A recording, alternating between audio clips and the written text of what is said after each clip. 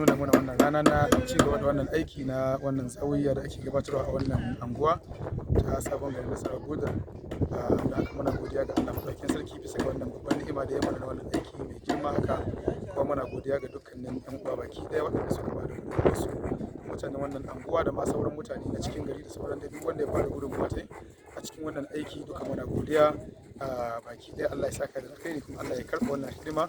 Allah ya sa abin ya zama sanadiyar tsira gare mu rayuwar ta duniya da lahira.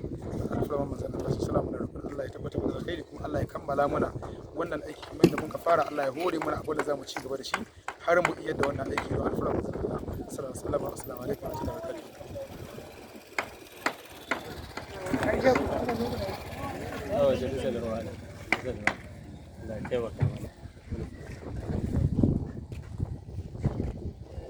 barakatuh.